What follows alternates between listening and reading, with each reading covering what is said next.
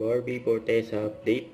Yan na ang red carpet premiere night ng horror movie ni Barbie na Penthouse 77. Yan, nandiyan na rin yung mga fans ni Barbie. Si Barbie na lang ang hinihintay. Yan, papasok ka ba? Yan, nag-tiktok pa nga si Barbie. Yan, on the way na siya. Yan, binura pa nga yan sa tiktok video niya. Na-trending pa nga si Barbie. Oh. Yung dalawa yan. Yan, Penthouse 77 premiere night ang Dakin, si Barbie. If you see Barbara. this video on July 28, 29, and 30, this means para sa'yo talaga to.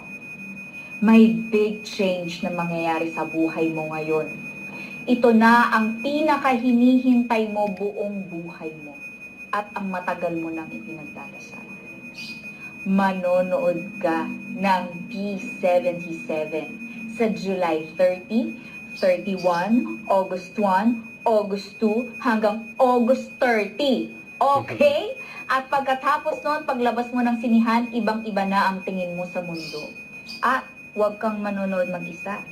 Hindi mo kakayanin. Isama mo ang buong pamilya mo, ang barkada mo, ang nililigawan mo, o ang crush mo.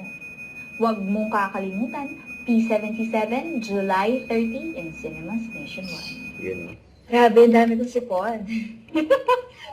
It's really a roller coaster ride of emotion. So, to everyone, please do watch P77. Now that I've seen it, it's not just a horror film. It's everything you will look for in a movie. It's everything na worth paying for in cinema. So come see P77 this July 13th Cinemas Nationwide. Thank you so much.